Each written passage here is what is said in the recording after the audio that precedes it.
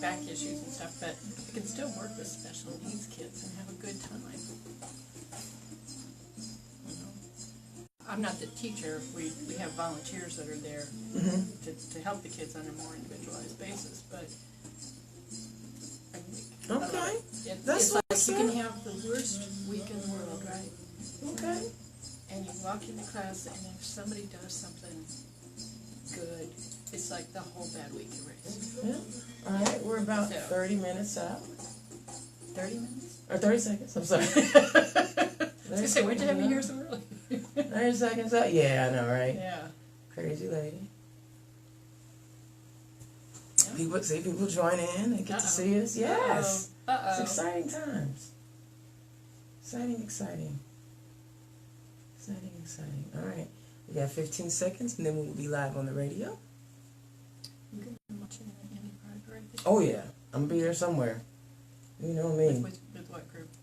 I have no idea yet. Okay. None whatsoever. Okay. Well. All right, 2 seconds. Good evening, everyone, and welcome to another edition of Turn Left. I am your host, Indiana's own Dana Black, coming to you live from McCordsville and Collaborative 317, the home of RadioNext.tv.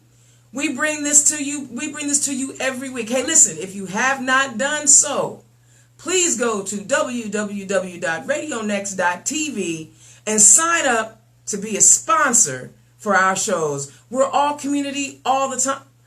Woo, got caught right there. I get choked up about all community all the time.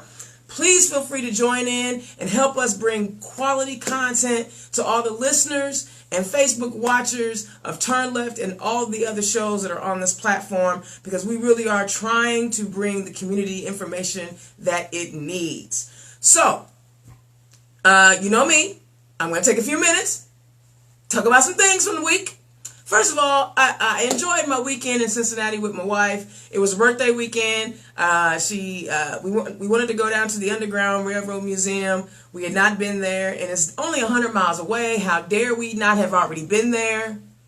But we went down there this weekend because this was what she wanted to do, and I'm like, okay, cool. That's whatever you want, baby.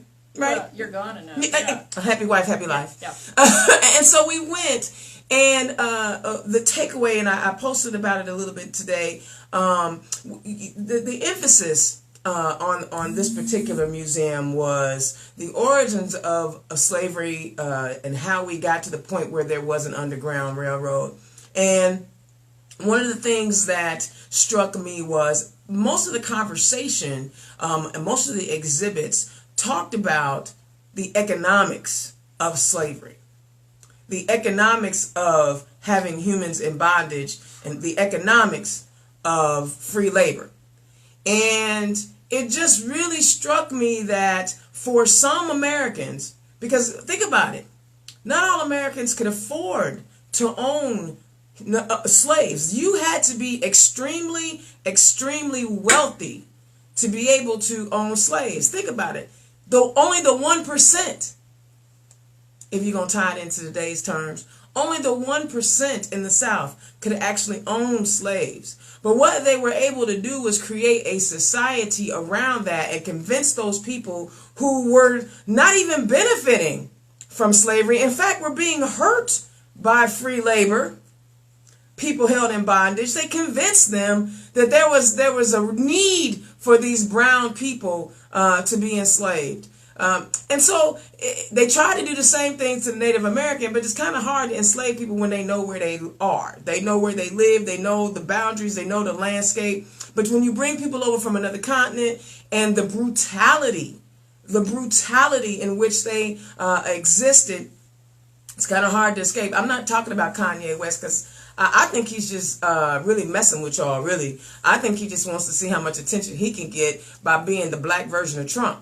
That's what I think. So I'm not going to even go into what Kanye's talking about. But this museum is amazing. But at the same time, please understand the same logic that Southern slave owners had in the 16, 17, and 1800s is exactly the same mentality that is being used right now to marginalize poor people.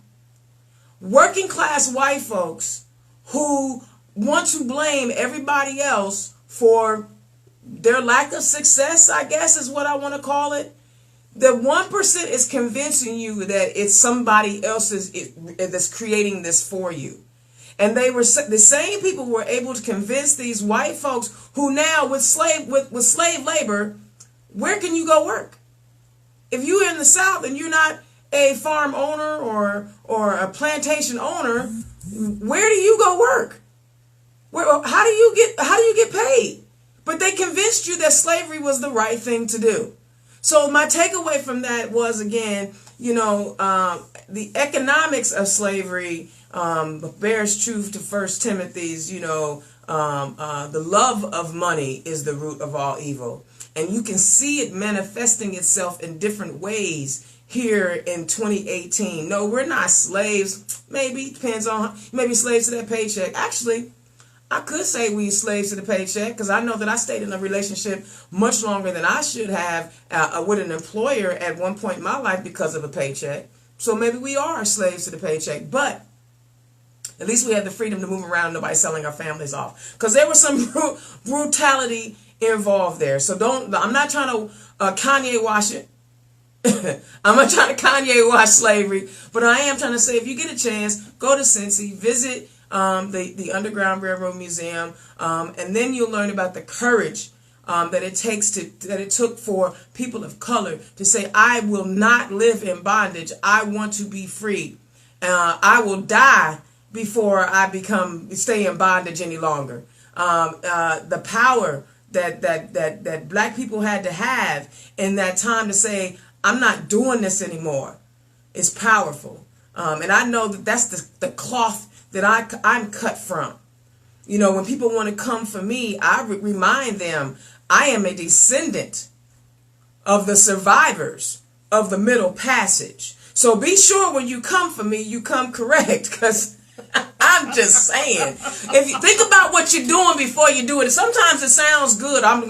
No, don't come for me because I'm a descendant of the survivors of the Middle Passage. Think about that. Most of y'all can't even go from here to Gary, Indiana without getting worn out in a car. I'm just saying. So go to the museum. Me and my wife had a great time. It was fantastic. Learning my history is always learning nuances of my history, because it wasn't like I learned anything different, but just seeing the nuances of my history was fantastic. All right, I got a rant. Y'all know I got a rant.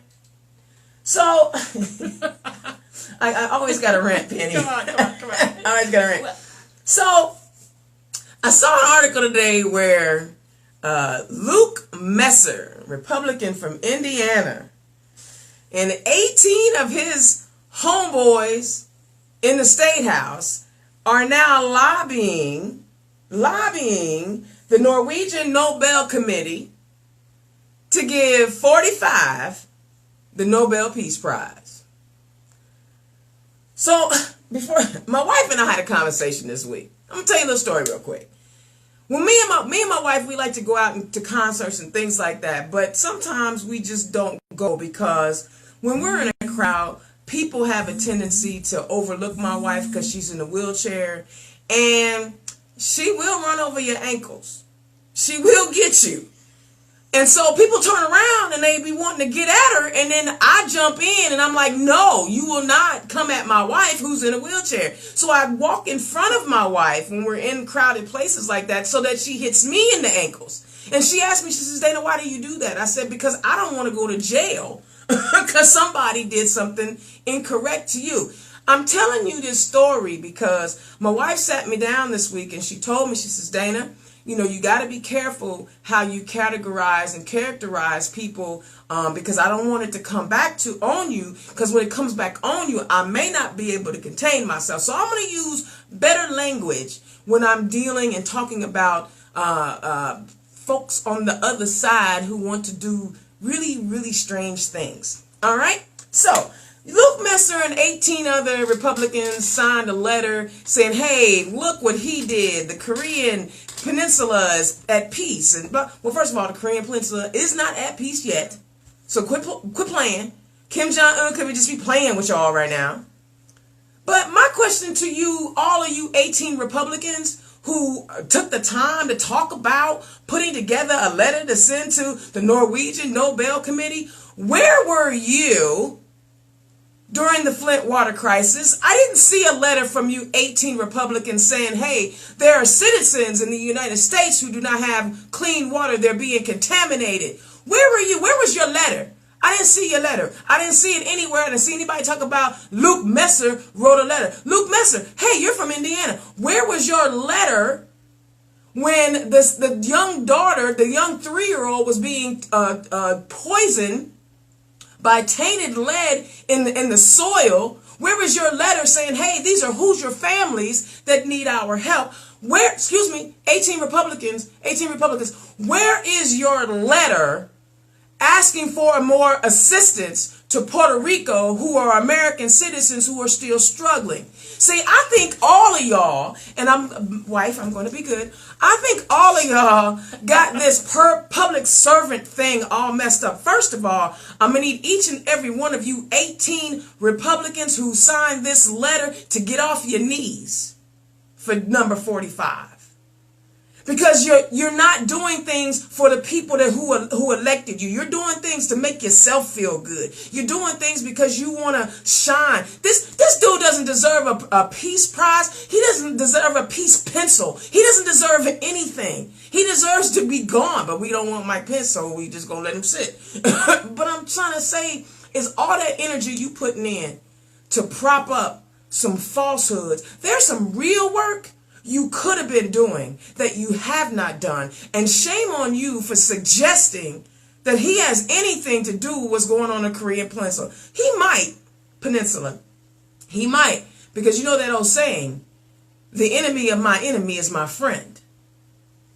Maybe, maybe not. But the bottom line is, 18, Luke Messer with all of your negative ads and your thumbs ups and all of that old nonsense and attacking each other. Could you do something for Lake County? Could you do something for Flint, Michigan? Could you do something for Puerto Rico? Do you care about people at all?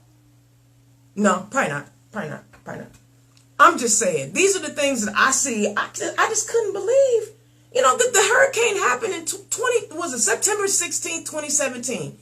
And Puerto Rico is still struggling. I ain't seen a letter. Have you seen a letter, Penny? No. And don't forget about things like sewers in Gary, Indiana, and hold it. No, we're gonna bring you in just a minute, girl. Well, all right. I cannot wait any longer. Okay, so I try to give you guys a little insight. Look, that's my rant for today. Luke Messer, you on one. I'm not gonna call you what I want to call you because my wife told me I need to do better, so I'm gonna do better. But y'all know this ain't right. There's nothing right about what you're doing and the things that you are not doing. Get your stuff together. Better yet, just make sure we vote for Senator Donnelly, and then we just end all this madness right away. All right. So sitting next to me, I hit the microphone. Sorry. Sitting next to me, her fault. I love her. So when I first ran for office in 2016, I had not given a stump speech. I had not really introduce myself other than to say, I'm doing this, I'm going to run. And I went to a federation meeting here in Indianapolis, and I met a group of women. I know you guys have heard me say it over and over again, the ladies from Monroe County.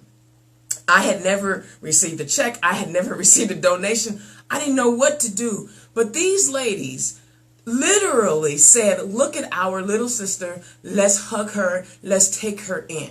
She has it. Whether or not it's true was irrelevant, but they were going to cultivate me and try to make me the best candidate that I possibly can be. One of those wonderful, wonderful mentors, one of those wonderful women who inspire other women to be as great as they possibly can is sitting right next to me. Please, everyone, welcome to Turn Left. My dear friend, not just a politician, but somebody who inspires me and encourages me all at the same time.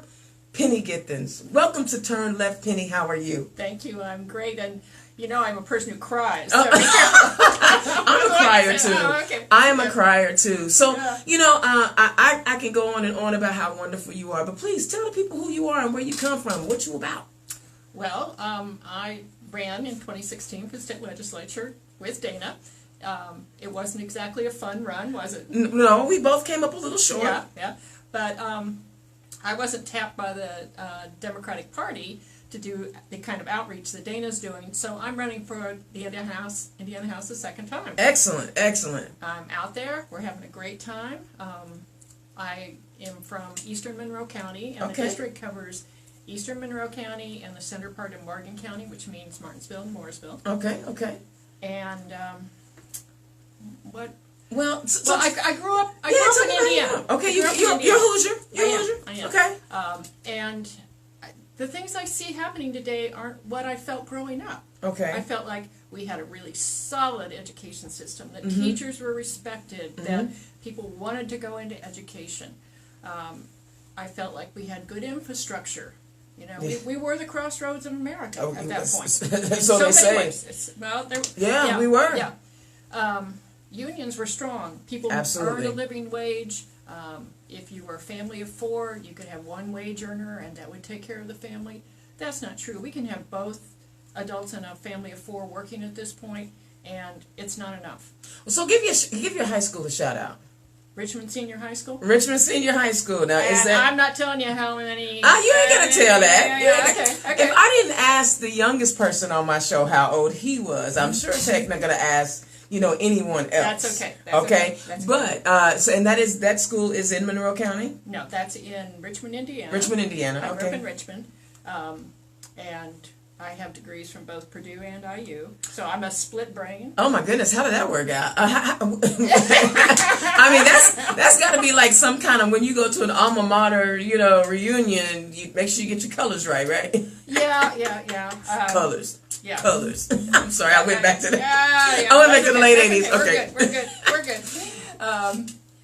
Well, I think I started out studying math and science, and actually, when I finished as an undergraduate, I went into the Peace Corps in Kenya. I think I told you I've been there. Yeah. I've not been to the motherland. I appreciate somebody going.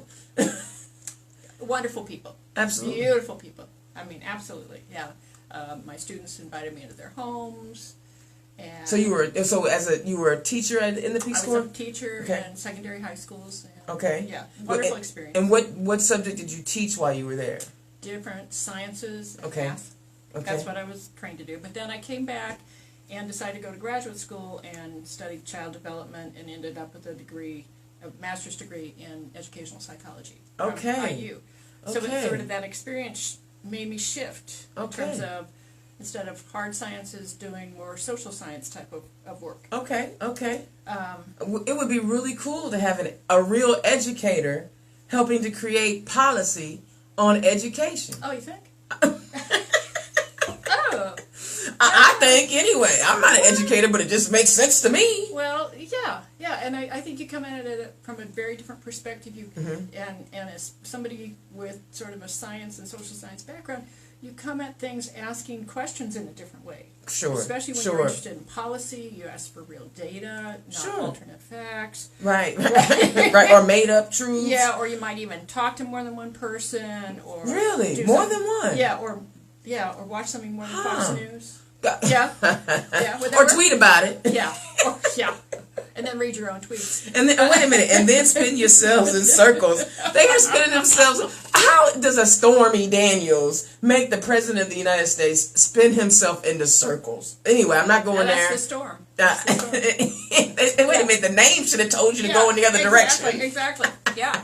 Dummy. Yeah. Oh, sorry. No, don't do it. Don't do it. Don't do it. Okay, my wife, she don't get me. Slap number one. She is. She's slap number one. Okay, but he does struggle with thinking. No comment. Okay, so we got one data point there, yeah. Okay, so you went into teach. So after you got your master's degree, what did you end up doing professionally? Well, I got married, and I've met your husband. You've met him. I've met your husband. He's a sweetheart. And so we went off to the East Coast because he was in graduate school, and I ended up doing social science research. Oh, nice. I was very, very lucky. I got to work at Yale School of Medicine. Wow. And then after we finished graduate school, we went to Philadelphia, and I got to work at Wharton, where 45 went to school. Mm-hmm. Yeah. I'll bet they're so proud of that. It's been a while, but anyway, And then we moved to Nashville, Tennessee, and I got to work at Vanderbilt as well. Wow. So I mean, you've been in all the heady places. But I've gotten to learn about health issues. I've gotten to learn about education issues. Just a whole variety of things. Okay. I feel like this.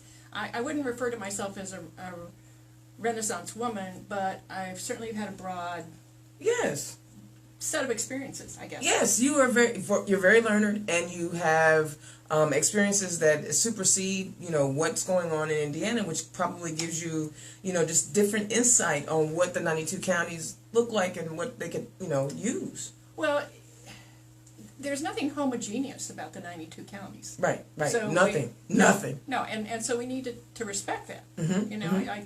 I'm good with differences. Difference is great. Yeah. Difference is fantastic. Yeah. Well, I tell people all the time, I look at the conventions, the political conventions that they have every 4 years. Yeah. And you look at those national ones? Yeah, the national ones. You look at one convention, and as much as I love vanilla ice cream, as much as it is wonderful on a warm day, I don't want vanilla ice cream all of the time. Yeah, it's good. But apple pie, but you want something every now and then. You want even a vanilla bean or something like that. Yeah. But if you look at the other side, the other convention, it is Neapolitan ice cream with sprinkles. It is beautiful. It is a beautiful kaleidoscope of humanity. Yeah, it's that big tent that we're looking for. Absolutely, that we can bring nuances to a lot of different people's lives. We want to. Absolutely. So tell me more about your story. My story. Yeah. Well, my husband doesn't like big towns. Okay. It's who he is. Okay. So. And that's fair. That's. He should still be able to get high-speed internet. He does. He does. I'm taking my jabs. They're going into session in a couple of weeks. I'm taking all my jabs. I know. And one of the things when I'm elected I want to work on is rural broadband. Absolutely. I was doing some research because I like to do this. You like to study. You like to read. Yeah. Did you know that in 1934 only 11% of farms in the United States had electricity?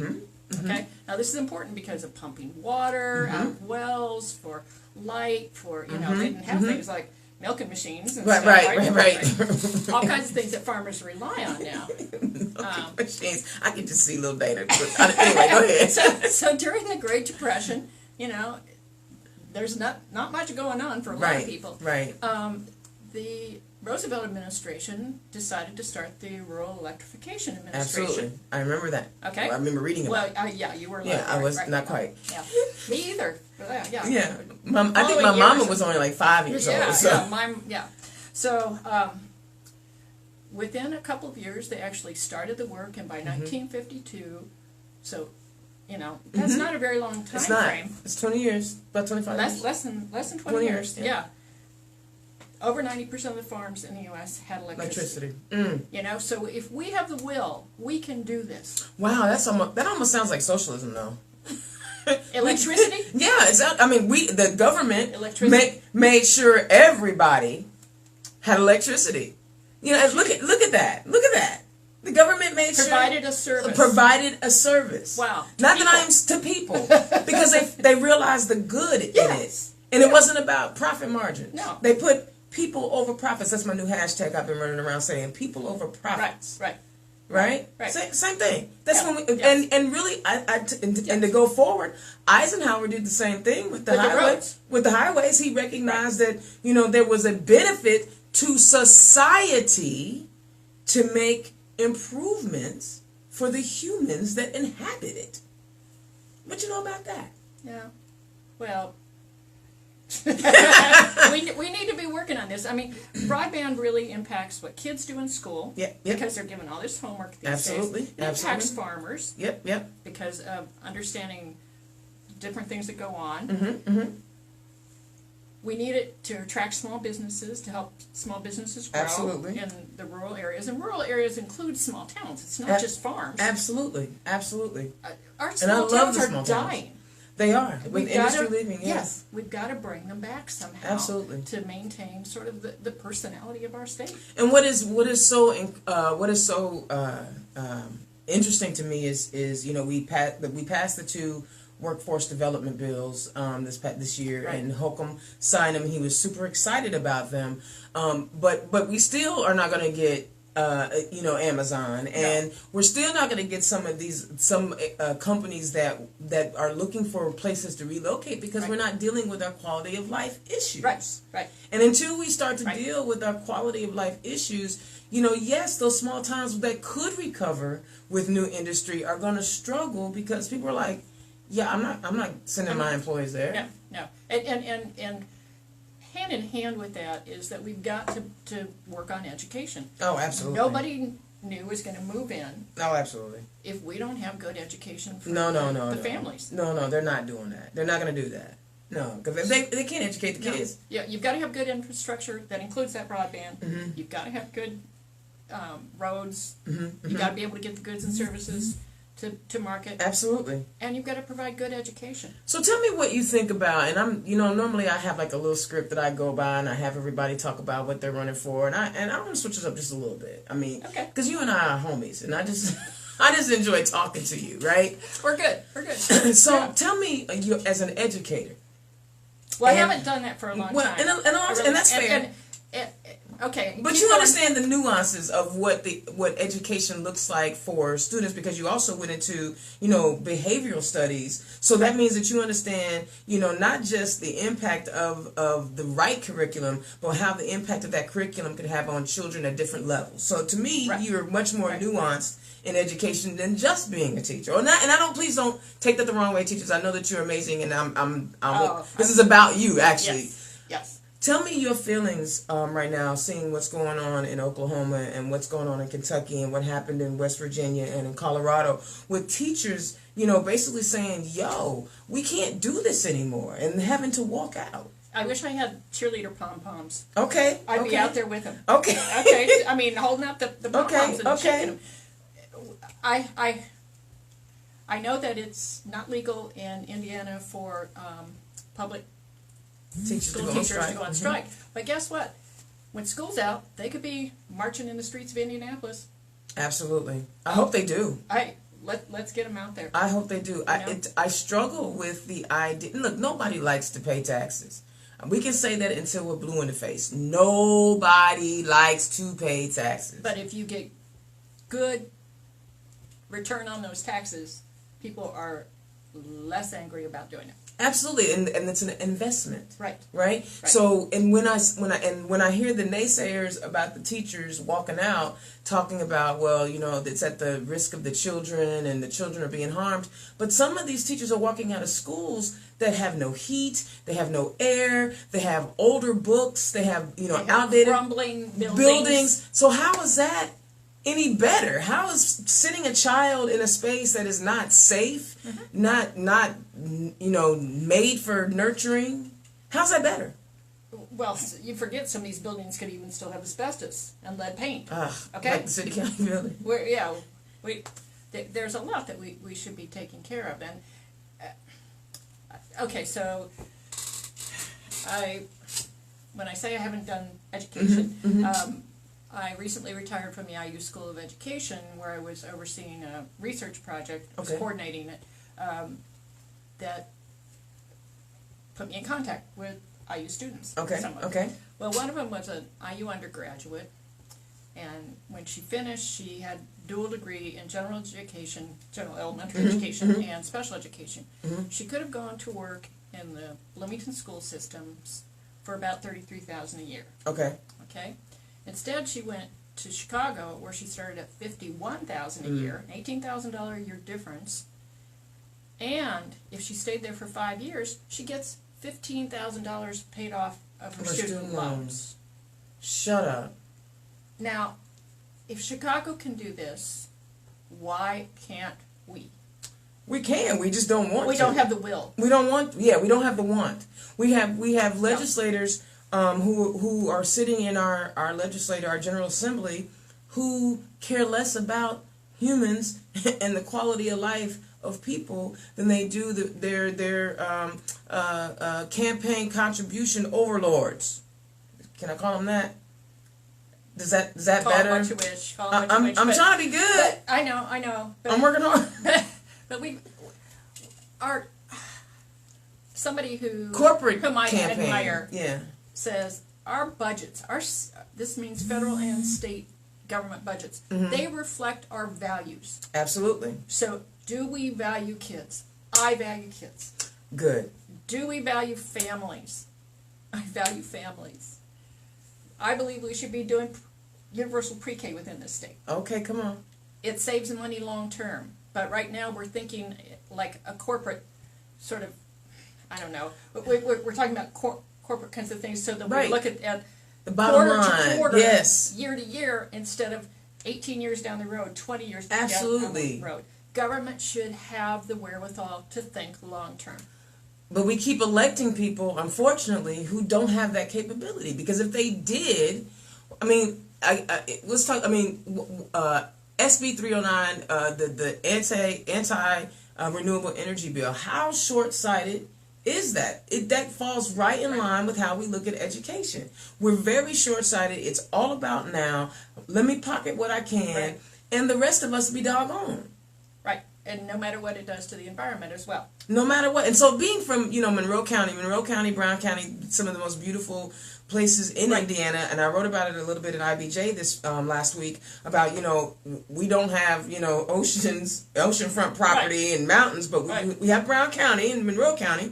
We have Lake County. We do have Lake County, but unfortunately U.S. Steel keeps dumping toxic waste into the lake up there, so, that's a struggle. Right. But being from Monroe County is, I tell people all the time, is a little different. The what's going on down there is different. You guys were banned. You guys, the State House actually passed a bill not allowing your municipality to ban plastic bags. Right. Single-use plastic bags. I mean, yeah. Because that's how forward-thinking, Monroe County is. Right. So when you look at the environmental, U.S. News and World Report just came out last week and said that we were third from the bottom in quality of life. We're fourth in the United States. They're fourth from the bottom in air quality. Someone who is living in an area that is so conscious of the environment. What are these things? How do you feel about these things? And what would you do differently? Oh, when you talk about the environment, there's so many pieces to it. Okay. Wow. I know. Where to start? I know, and see, you shouldn't be so smart. Then I wouldn't know that you would have so many answers. I know, you just want to just take it all apart. Take it apart. Yeah. Do what you want to with it. What? This net metering. Okay. We shouldn't be penalizing people who put solar panels on their house. Right. No way. And as soon as we have the sufficient batteries to take care of things, all kinds of people will go to solar and will go off the grid completely. Right. And that's what they're just staving off the big industry out there that deals with energy. They're just staving off the inevitable. Absolutely. And they're pocketing as much as they can for now. Yeah. I don't know if you know this, but I was endorsed by 314 Action. No, I didn't. Okay, you should share that. Okay, well, she was endorsed by 314 Action. Okay, well, 314 Action, for people that don't know about it, it was started after the 2016 election. Okay. And 314 is pi, 3.14. Gotcha. For all the intelligent folk. Right. And so they are a group that is backing people with science and medical backgrounds. Excellent. As they run for office. They're targeting candidates. Good. They're supporting certain people running for Congress, a few people at sort of governorship levels, and they have endorsed 47 people running for the state legislatures all throughout the country. Okay. So I was one of the 47. Excellent. And our mutual friend Poonam Gill was also one of the 47. Poonam, she's winning in '88. She's gonna take this. I hope she's gonna be. She's gonna be my next House rep. She's great. She's great. So I went to a program that they had up in Chicago a couple weeks ago, and one of the graduate students I met, who was in Chicago and also works at Argonne National Labs, his graduate work is working on the lithium batteries that will store the energy. Excellent. And I'm like, Mark, please. Move faster. Could you please? Just a little bit. Don't sit here. What are you doing here at this? Right. I need you to be thinking. Yes. Yeah. Okay. So there are people working on this right now today. Okay. So that we can get out from under that. The other thing that people don't realize is that a lot of our energy that comes through our power lines is comes from coal. Coal. But before you go a little further, please explain the importance of having the lithium battery in relationship to the solar panels, just so my listeners understand. Oh, sorry. No. I You maybe can. jumped in. No, it's okay. That's okay. Okay. When the sun isn't shining, like at night, we don't. Those solar panels aren't producing anything to keep our houses running. But during the daytime, they produce excess, which is right now what we feed back into the grid. If that excess could go into batteries that would store it all, we could produce all the energy we need in our own home, because it would come back out through the battery. Okay. I just want to. I don't want to make assumptions. That wasn't very. I don't. Elegant. It's okay. No. You're fine. But I'm keeping up. I'm keeping up. Okay. But those batteries would be what stores the energy that those solar powers produce, that would allow us to disconnect. So we could literally get off the grid. Yes. Man, and because these the energy that comes through the power lines are coal burning, that means that we would reduce. Not all. But, not all. But that's what has historically been happening in India. Okay.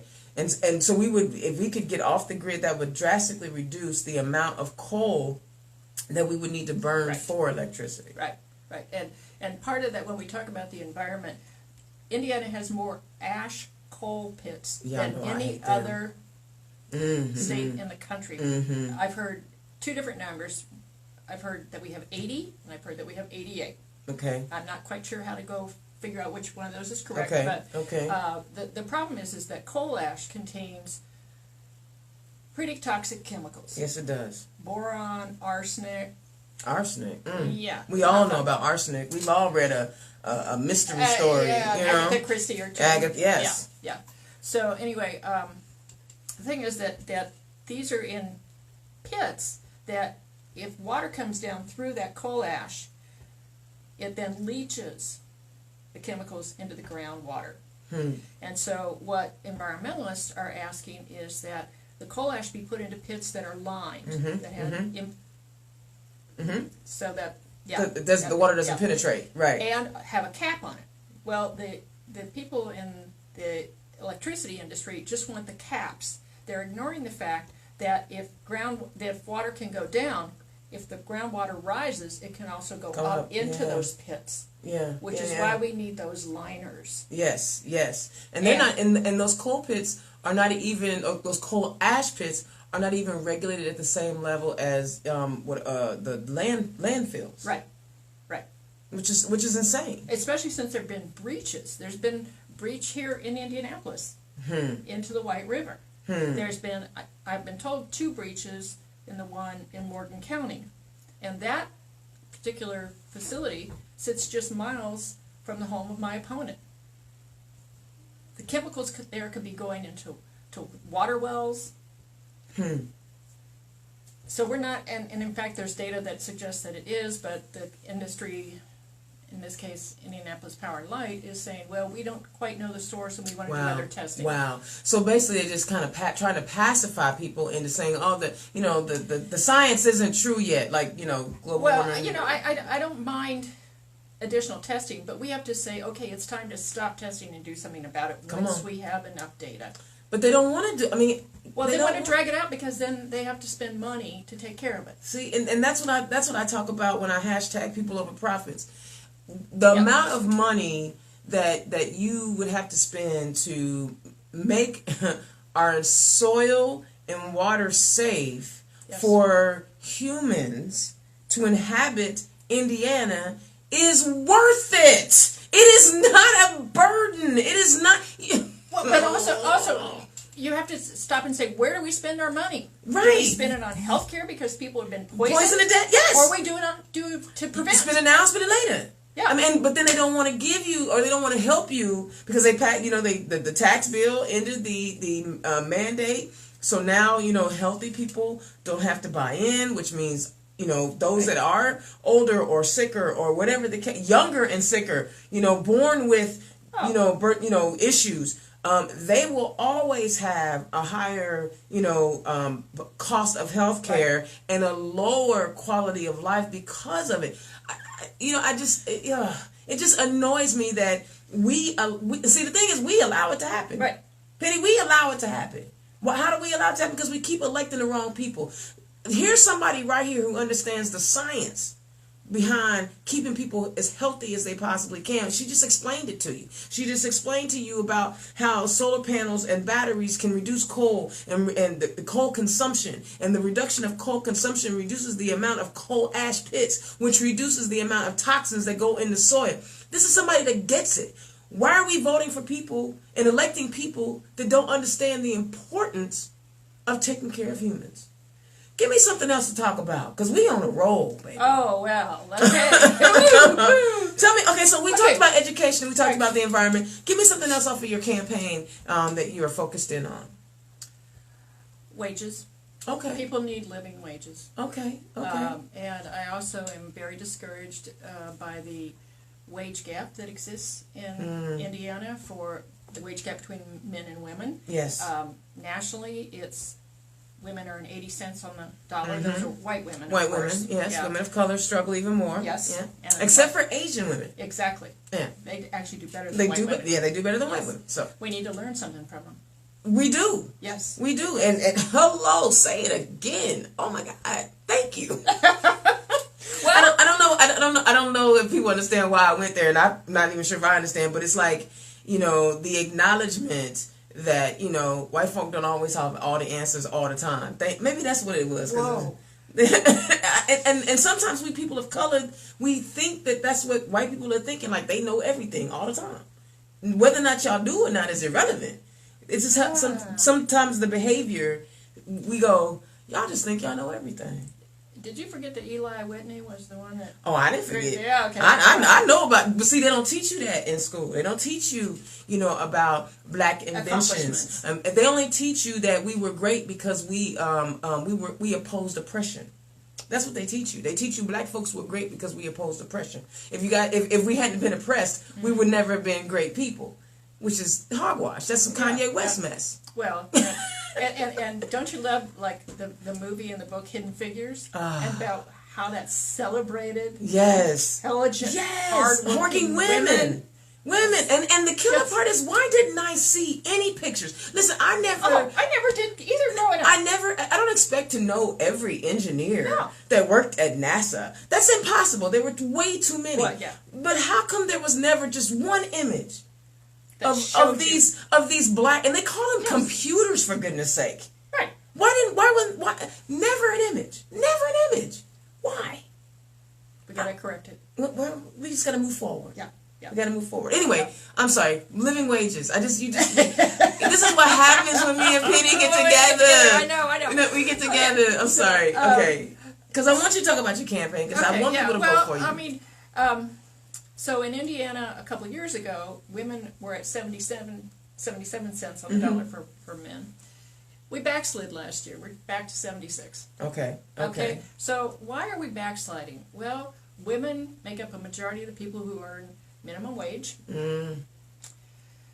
40% of the households, and I'm sorry, I'm getting geeky. No, please, here. I want you to get as geeky as our show That's is about. Me. Okay. Well, this is when that's what I need people to see who you are. We need smart, intelligent people making policy. I'm over the simple 2-syllable word people running our government. We need to know what things are to know where to go look to fix things. Exactly, and and let me tell you something. I'm not saying that everybody has to be a Rhodes Scholar to be elected to office, because I tell you what.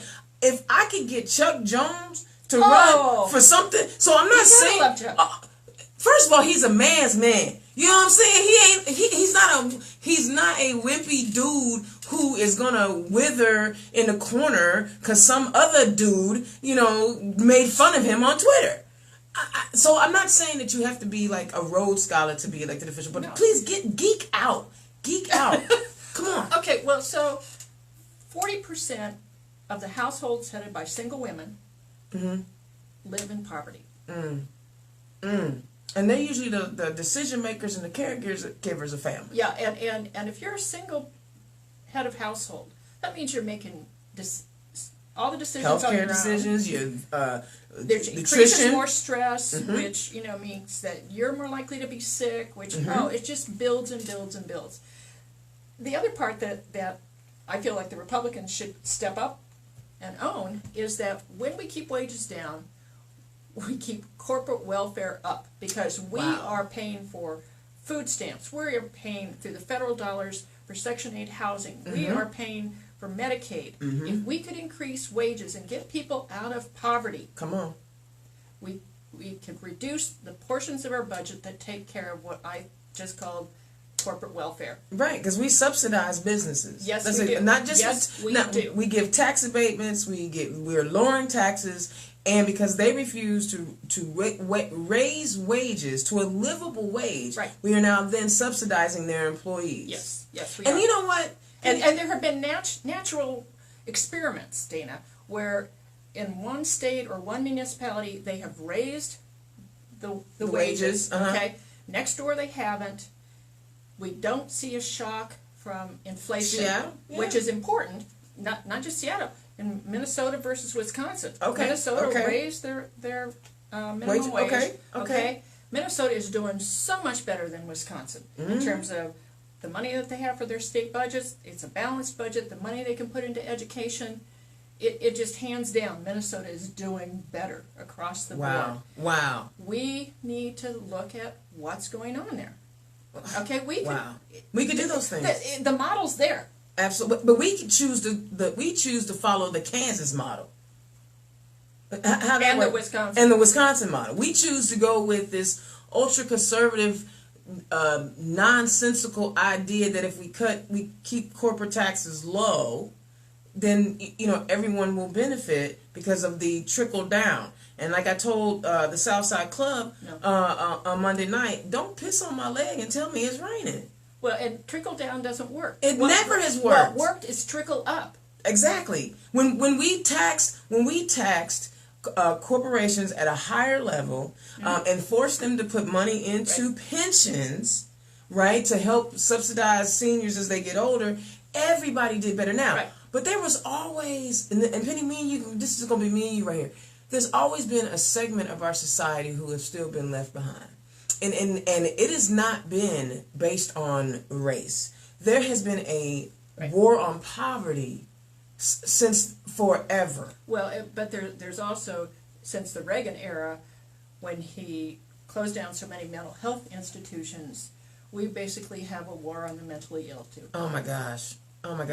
So basically, if you in the United States and then in some portions of the United States and in Indiana, you have to be a specific thing or a specific diagram. See, and to get ahead. So people talk about identity politics. They in 2016 they kept wanting to get after Democrats for identity politics. But I would challenge that if your identity wasn't white, male, Christian, Protestant, with no disabilities, then this thing wasn't set up for you. But that's an identity. Right. That's an identity. So I would challenge to say, well, who of these identities are benefiting from the policies that are put in place? And then you go back and you look at the fact that, women make up over 50% of the population, but we're only 20% of the elected officials. White males are overwhelmingly in control of our government,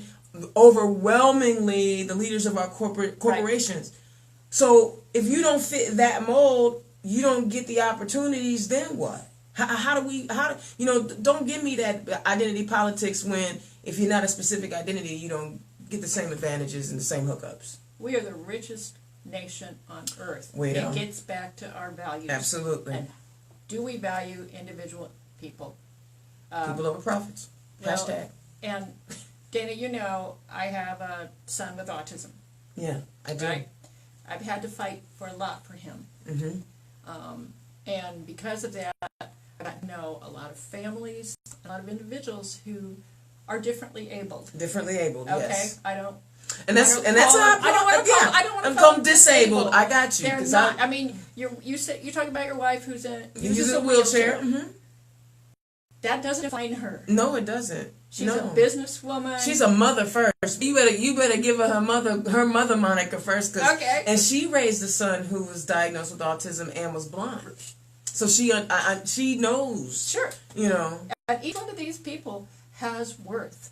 Absolutely. They bring value. Well, and I have met so many wonderful people because of my son. People I would have never, ever had contact with. People with compassion, loving spirits. People with energy and who are fun. Yes. And when people talk about, who their circle of friends are, I have this whole circle in the disability community, and I have a sub-circle within the autism community. There's a group of us that get together for lunch every so often, and the organizer refers to us as the A-team for autism team. Okay, I like it. I like the A-team. I'm with it. And we don't get together and talk about autism. No, you just talk about life. Yeah. We share so much that nobody else can understand. One time I was sitting in an autism support group meeting, and a friend came in, and she said, "Oh my gosh, I have to share this with you because nobody else will understand it." She said, "My son told a lie." And we all burst into laughter like you did. Yes, I get it. I get it. It's like, what? Cheering, because for those of you out there that don't know autism, they can't take the perspective of another person, which is what you really have to do to be able to tell an effective lie. Yeah. Right? And see, I've been in two long-term relationships, 1.5 years in my current relationship now, where it's over 10 years, where they both had children who were diagnosed with autism. So I've been around children. I've been around you have experienced it. Yeah.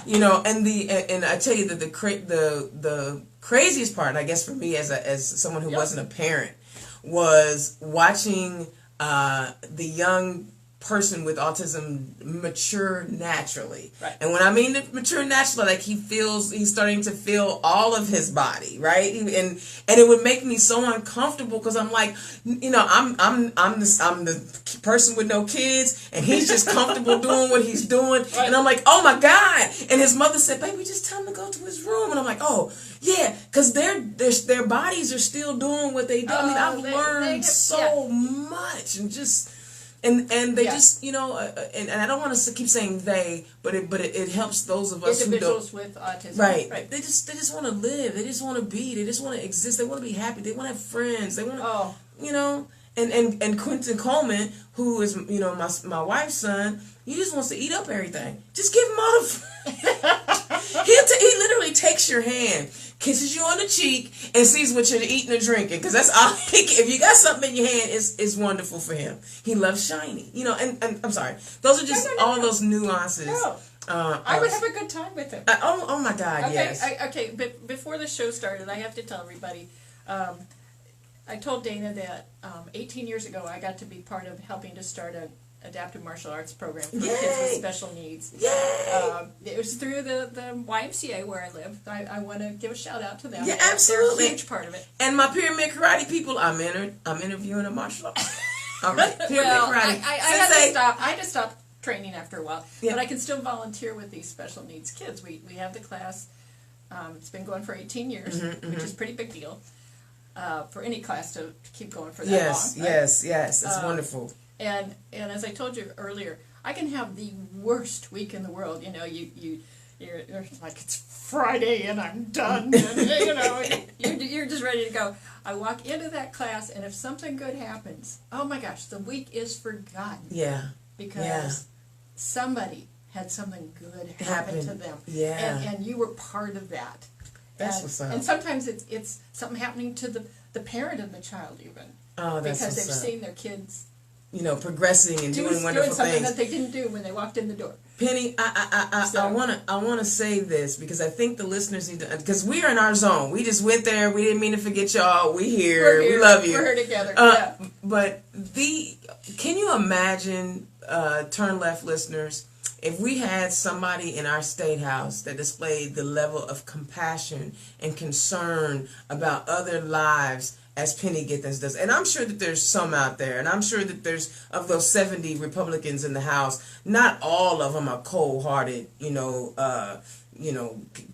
the earth into coal ash pits. Not everybody is like that. I get that. But listen to this woman. Listen to her talk about what's important to her. Listen, and those are the things that I want, as you guys are going through and you're early voting and you're doing all those things, and getting ready for next week, listen to the people who want to represent you. This is a woman with, first of all, she's brilliant. You already got that, right? You already know she's smart. But she's compassionate and she's understanding.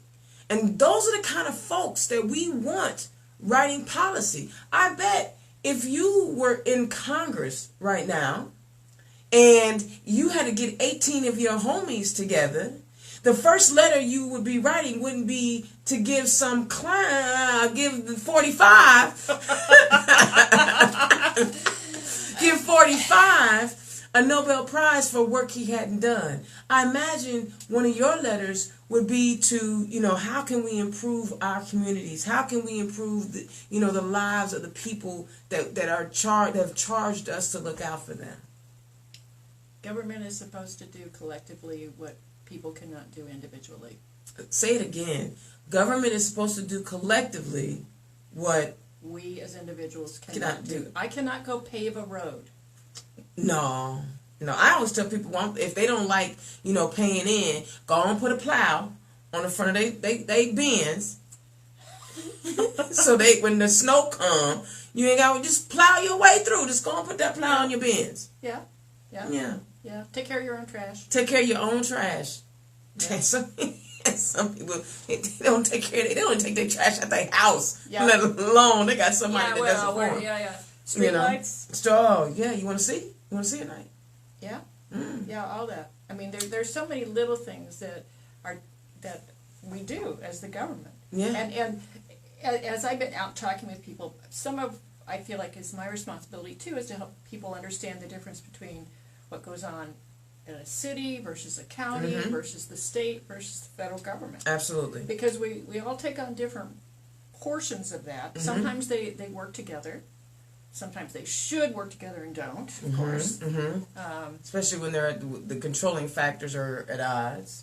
Well, or things like with the healthcare mandate. The states could just do an expanded Medicaid, or they could come up with their own plans and things like that. That's an example of where the feds came in and said, okay, we need to have the states buy into things. That happens with our roads to a certain extent, like new states. So there are a lot of examples. Yeah, and I think we're a little spoiled right now because we have a mayor in the city of Indianapolis right now who is really focusing on improving, the quality of life of the citizens of Indianapolis by targeting neighborhood after neighborhood after neighborhood. Right. I mean, Mayor Hogsett is doing some amazing things. His vision is amazing, and people are buying into it. So I got to give, kudos to my mayor.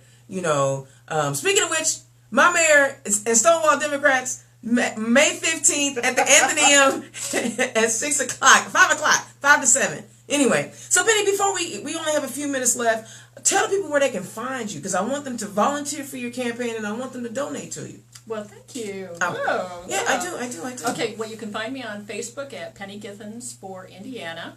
And my last name, can I spell it? Spell it. It's Githens. I should have just made a Penny for Indiana, but... That's all right. Penny Githens is great. No, Dana Black. Look, I added names. Indiana's own. Okay. Miss Cordelia got on me about that too. She was like, when she was writing me a check, and she was like, "Nah, you don't need all this Indiana's own next time." But anyway, she wrote me a check. But how else can they find? I need to get to Miss Cordelia too. Yeah. I can't wait to have her on the show. Yeah. I have a Facebook. Facebook, the Penny Githens for Indiana. I have a website, pennygithensforindiana.com. Okay. I have a Twitter. Githens1. Right. So, I'm trying to be out there. I'm trying to listen. I'm hoping to soon start some coffee with the candidate sessions all around the district. Okay. Do you have any fundraisers coming up? I've got one coming up on Sunday, as a matter of fact. Okay. Where is it? It's in Bloomington. It's being sponsored by the, quote, Persisterhood. Persister. Oh, and she persisted. All right, I like it. This group has made ceramic kind of whimsical things, and they're selling them and giving me the proceeds for my campaign. That's pretty cool. That's pretty cool. Their motto is that they are smashing the patriarchy one ceramic piece at a time. I love it. Don't you love it? I love it. Creativity. I love it. Fun. I love it. So this will be this coming Sunday, from May the 6th, from 1 to 5 at 2616 Poplar Court in Bloomington. In Bloomington. But it's also on Facebook on my Facebook page, so people can reference it. But yeah, the persisterhood. Persisterhood. You gotta love women like that. So would be a great opportunity if you've never been down to Monroe County and met the amazing women who are making it happen down there. Listen, I cannot tell you guys enough. There's only a few people that can call me and make me change my plans in the middle of if you don't give me a couple weeks notice. Yeah. Regina Moore is one of them. You know what I'm saying? Say, you've been down. I keep coming down multiple times. And I keep coming down, and I've got I'm working with the 2 clerks down there because we're going to do a Power of the Black vote, and we're doing wonderful things in Bloomington. So we're running out of time, and I want to make sure that people know Penny Githens is this is my friend. I'm very fortunate to. I'm so very fortunate to have had such powerful, strong, encouraging, likable, lovable women encourage me. And I'm telling you, if we elect Penny Githens to our state house, we can get some positive change and get some positive results out of that General Assembly. All right, our time is up. Indiana's own Dana Black, turn left. This has been a fantastic show. Thank you guys so much for joining in, listening. I will catch you again next week. Yo, we are booked all the way out till October. Yes. I love it. People want to come on the show. We might have it end up with a double booking because Senator Donnelly, I told him he can just pop in whenever he wants, right? Oh, I wish he'd come tonight. I know, right? I like Joe. Yeah. Right. We like Joe. We want to like Joe. Indiana's own. We'll see you next week. And actually, the primary will be over so we can talk about results. All right, you guys have a great evening. Ciao. I love it. I love it. All right. Is it over? It is. You did great. No. Yeah, we got to finish.